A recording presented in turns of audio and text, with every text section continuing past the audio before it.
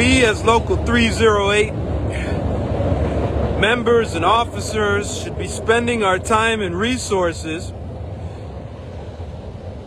promoting the need and the importance to build for action to demand paid sick leave as per Municipal Code 6-130.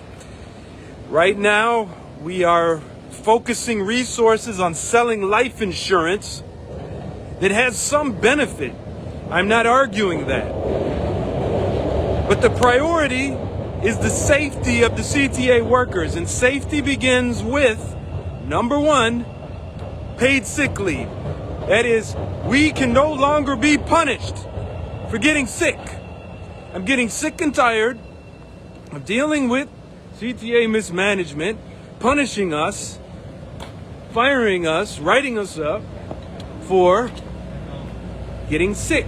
We can no longer be written up for getting sick, and that's what I'm trying to emphasize. This is a contract year. There's no need at this time for life insurance. We need paid sick leave. What does that mean? As per Municipal Code 6-130, that means that when you work so many hours in a pay period, you will earn so many hours of paid sick leave. And that paid sick leave can be used in hour increments or for the whole day, whatever you have.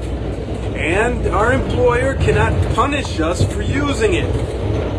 They cannot stop us from using it. They do everything they can. For example, you get stressed out at work and you're getting sick, right? You're coming down with things, maybe ulcers and migraines, heart disease, high blood pressure. So you break and you need a day off to recover. So you tell the manager, I cannot come to work today, I'm sick. Can I please use, for full-timers, a floating holiday? They say no. We have manpower, staffing issues. I can't come to work, I'm sick. My stomach is upset. It's gonna be a charge, you know. No, if we have paid sick leave, it's none of that. And everyone will get it, part-time and full-time, all right? There is a waiver that was secretly signed by our presidents in the contract. It's called Article 15.13. And you can see it for yourself. If you go to the CTA intranet, you go look it up for yourselves. I publish it on my blog. We have it at the Chicago Transit Justice Coalition, chicagotransitworker.com. They signed a waiver for our paid sick leave. The legal sick leave. They signed it. All right? And as Brother Tony says, all right, well, I guess this video is going to end because of this speaker here, but I want Brother Tony was saying that the staffing issues is not the employees. It's not the employees' issue. That's an employer issue. 934. And that's the truth. So we must have this paid sick leave. Our presidents, our 241 president, Local 308 president, signed waivers. Communication and evacuation procedures posted in each car. They signed waivers for this paid sick leave. Then we signed the tentative agreement. We voted on the tentative agreement, but inside the tentative agreement, they did not put the waiver for the paid sick leave. God, it's noisy in here. All right, so give me a second. I have to change cars because somebody is playing the music and smoking the weed, and I am not going to deal with that marijuana. Okay, so the paid sick leave. This is the 8th car, as usual. It's madness. 8 cars, 1-person train operation. It's failed. Anyways, we were tricked into voting for the paid sick leave waiver. It was not put in the tentative agreement summaries that we were given. So we voted yes on this thing, and we didn't know we voted yes on it, all right? So this contract, 2027, we want to make sure that our union presidents understand that we have to have paid sick leave as per Municipal Code 6-130. So I want you all to insist, as our presidents, gotta be careful where you sit here, as our presidents go around and these vice presidents and the officials go around trying to get votes, I want you to bring up and say, are you going to support Municipal Code 6-130 in our contract? That's a key. There's a state law, a county law. The CTA managers have paid sick leave, but it's a little different in Administrative Procedure 1009, which is what they may try to do. And I recommend we don't settle for Administrative Procedure 1009. We have to settle for no less than Municipal Code 6-130. I see comments here. Okay. So, please, don't take anything less. Don't accept anything less from anybody. This is Norman Lyle.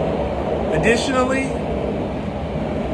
be prepared, because when you bring up to the union officials about paid sick leave, the first thing they do is typically they say to you and me, if you had paid sick leave, you must give up the sick book. And I want to go over that again with you. It is not an either or. It is not. Doors closing. According to the Chicago Transit Authority Administrative Procedures 1009 and 1010, managers, they're called non-bargained for, have paid sick leave and short-term disability. We have short-term disability. And what is short-term disability? How do you know what that is? That is what they call the sick book. It is also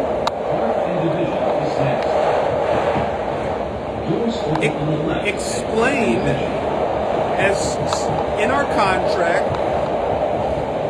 I believe it's under Article 15.3. I might be mixing things up. As 7-day sick pay. So you have these phrases out here. I want to help you understand the mystery, the puzzle, to solve the puzzle in your minds when these union officials tell you that we can't have paid sick leave. 7-day sick pay, short-term disability, sick book.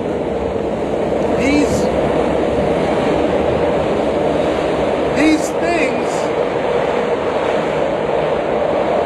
are available to the CTA managers in addition to paid sick leave.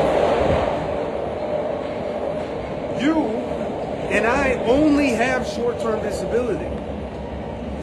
So when they say you have to give up one, then ask them, well, then how come the managers have both? And we have, Brother Tony says, no to getting rid of the sick book and having sick time. What is up with the CTA and the ATU? Exactly. We need both. And why? Is sick book special? No. Sick book is short-term disability. That is, if you are so sick, let's say you come down with malaria. Let's say you suffer from, you're dealing with fighting a cancer, right? You have a transplant. You're going to be out of work for weeks, maybe months. That's what short-term disability, so-called sick book, is for. But we have been programmed into thinking that sick book, short-term disability, is sick pay. That is, well, I'm sick. I can't come into work today. I'll go in the sick book, and then I'll come back later in the day to sign out of the sick book. No, that's not what it's for. But they got us thinking that. When you begin to understand exactly what the sick book is, you can't be tricked by it. Then they say, well, just get FMLA. Just get FMLA. Okay. FMLA is not paid. All right? FMLA is your right. And everybody should get it. I agree. But we need paid sick leave. Do not settle for anything less. Do not accept anything less. And it must be as per Municipal Code 6-130. It must be. The state of Illinois is good. Cook County law is good. But City of Chicago is the best. And say what you want of the mayor, which is fine. I criticize him as well. Under his administration, the law was made even better than it was when it was Municipal Code 25-1, which ironically was waived by Eric Dixon and Keith Hill before President Penny.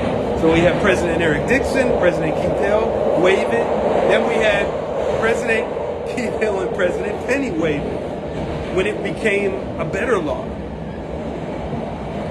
All right. So I don't see any questions. I see questions here, Brother Adam. You're hijacking my post again, brother. We had to talk about that. We're talking about video footage and Nita. No, brother, no. But thank you for supporting paid sick leave. But let's stay focused, Brother Adam. Thank you. All right. Anybody? Any other comments here? We got other people just watching. Okay. I think that's it. I'll let this go and let this upload. And we'll share it around. Peace.